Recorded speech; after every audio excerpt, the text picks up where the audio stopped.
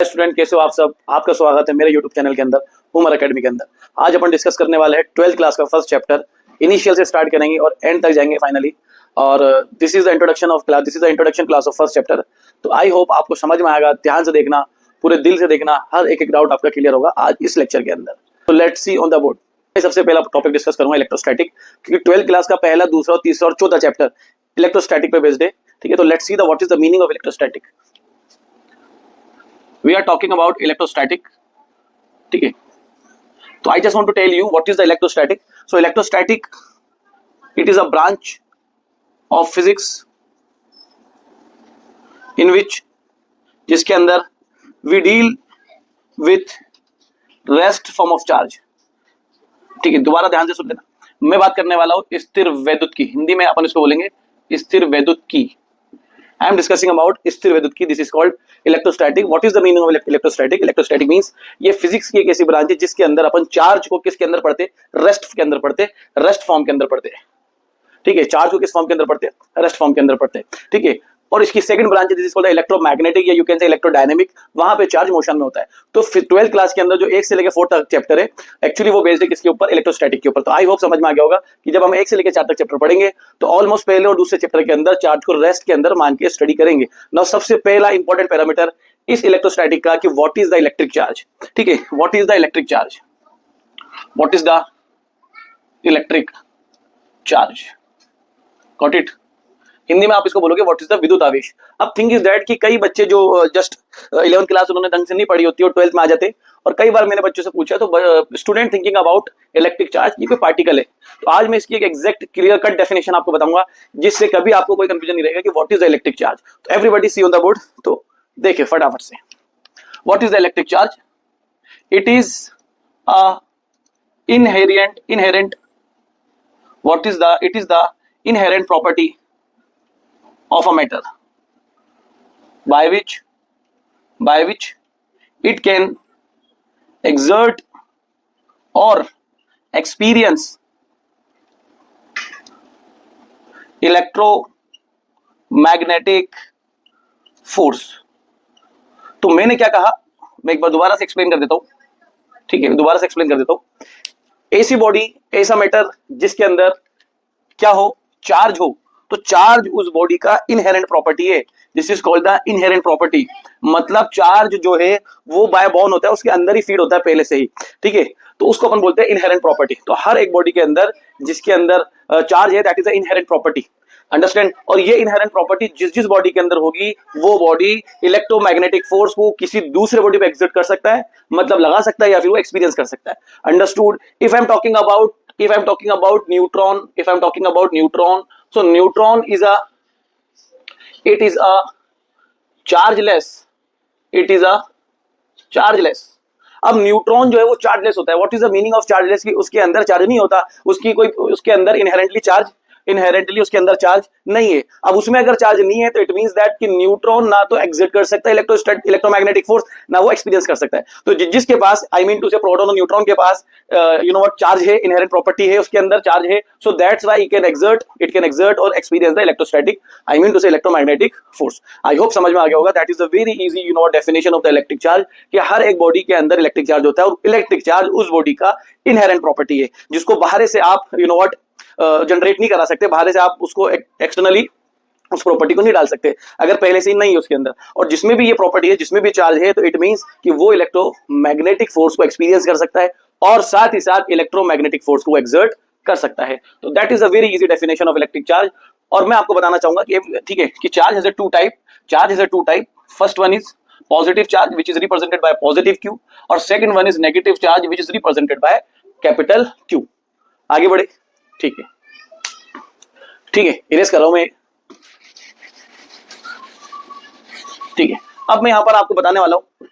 ठीक है, I am also telling you कि some important points, some important terms related to electric charge. कुछ ऐसी बातें अपन बताएंगे जो इलेक्ट्रिक चार्ज से रिलेटेड है। That is a very very important in this chapter. तो पहला पॉइंट ये है कि इलेक्ट्रिक चार्ज जो पॉजिटिव चार्ज है which is carried by carried by proton. Understood? Second one is negative charge carried by electron. और I hope that is the very important point, third point जो आपको मालूम होना चाहिए कि value of electric charge on each proton and each electron will be 1.6 10 to the power minus 19 Coulomb. अब सवाल यह है कि ये जो 1.6 10 to the power minus 19 Coulomb है, ये हर एक इलेक्ट्रॉन पर और हर एक प्रोटॉन पर चार्ज की वैल्यू होती है। That is the very smallest charge, इससे ज्यादा चार्ज की वैल्यू छोटी नहीं होगी। और ये वैल्यू किस एक्सपेरिमेंट से निकाली गई? किस एक्सपेरिमेंट से निकाली गई? तो केमिस्ट्री के अंदर ये एक्सपेरिमेंट है, ठीक है, by the Millikan oil drop experiment, 11th class chemistry second chapter. Chemistry के सेकंड चैप्टर के अंदर ये एक्सपेरिमेंट है, मिलिकन ऑयल ड्रॉप एक्सपेरिमेंट। इसी एक्सपेरिमेंट की सहायता से हर एक प्रोटॉन पर और हर एक इलेक्ट्रॉन पर चार्ज की एग्जैक्ट वैल्यू निकाली गई। This is called the 1.6 10 to the power minus 19 Coulomb. I hope आपको याद रहेगा। आगे बढ़ते इस लेक्चर के अंदर।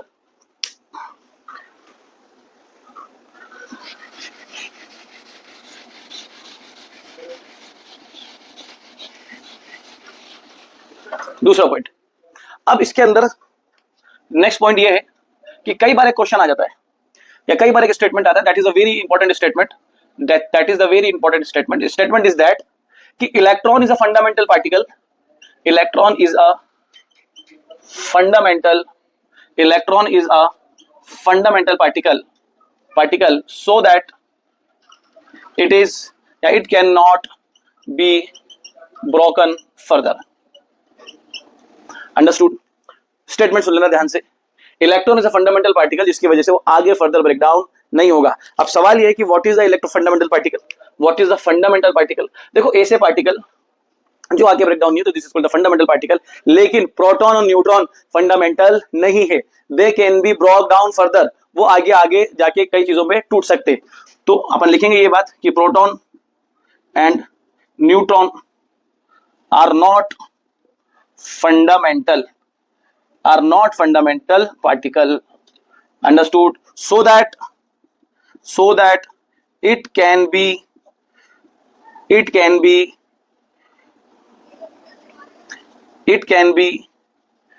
break into quarks। अब ये आगे जाके क्वार्क्स में ब्रेक हो जाते हैं। प्रोटॉन और neutron can be broked into quarks, आगे जाके वो क्वार्क्स में टूट सकते हैं। What is the quarks? हाँ भाई, what is the quarks? Quarks is a high moving energy particle. It is a high moving energy particle. तो आज मैंने आपको जो बहुत इंपॉर्टेंट पॉइंट है वो बताया, that is the firstly electrostatic is you know what branch of physics जिसके अंदर अपन चार्ज को रेस्ट फॉर्म में रखते हैं। अंडरस्टूड? नाउ सबसे इलेक्ट्रोस्टैटिक का सबसे important parameter that is called the electric charge. What is the electric charge? It is not a type of particle.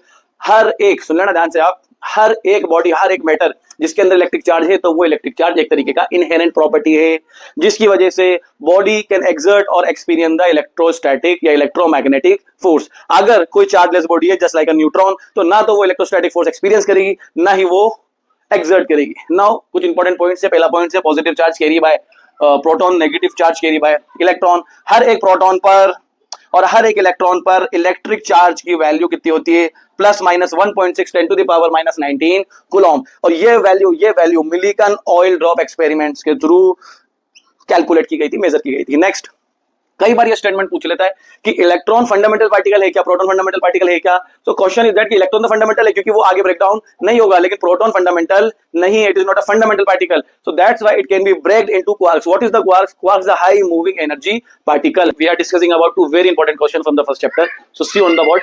पहला क्वेश्चन ये कि प्रोटॉन क्यों किसी एक बॉडी से दूसरी बॉडी में ट्रांसफर नहीं होता during the friction? Because we know very well कि जब आप दो बॉडी को रब कर रहे होते हो तो एक बॉडी से दूसरे बॉडी में चार्जेस इलेक्ट्रॉन्स के थ्रू पहुंच जाते हैं, क्यों वो प्रोटॉन के थ्रू नहीं पहुंचते? तो सबसे important thing is that we know very well कि this is the structure of atom, और प्रोटॉन जो है वो न्यूक्लियस के अंदर होते हैं। अब इलेक्ट्रोस्टैटिक का लॉ ये कहता है कि चूंकि प्रोटॉन सेम चार्जेस उन दोनों पे, मतलब प्रोटॉन पे सेम चार्जेस होते हैं, तो सेम चार्जेस वाले पार्टिकल्स और बॉडी क्या कहते हैं? रिपल करते हैं। तो वी नो वेरी वेल कोई तो है ना, समवेयर इज देयर, जो क्या कर रहा है? इस प्रोटॉन को छोटे से टाइनी से न्यूक्लियस के अंदर बाइंड कर रखा है।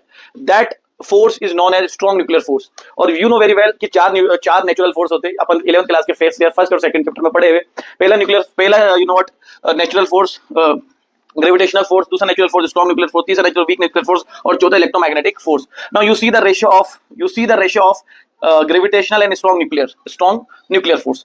ग्रेविटेशनल के 10 to the power 38 टाइम्स ज्यादा स्ट्रॉन्गर होता है स्ट्रॉन्ग न्यूक्लियर फोर्स। इसका मतलब कि अगर मुझे प्रोटॉन को इजेक्ट करना है फ्रॉम द न्यूक्लियस तो मुझे इसका ही फोर्स लगाना पड़ेगा न्यूक्लियर फोर्स को न्यूट्रलाइज करने के लिए, लेकिन जो कि क्या है इम्पॉसिबल। तो इसलिए अपन कह सकते हैं कि जब भी दो बॉडी को रब करा जाता है तो इलेक्ट्रॉन ट्रांसफर होते हैं बिकॉज ऑफ जल्दी आयनाइज हो जाते हैं और प्रोटॉन ट्रांसफर नहीं होता। That is very impossible, that is not possible to eject.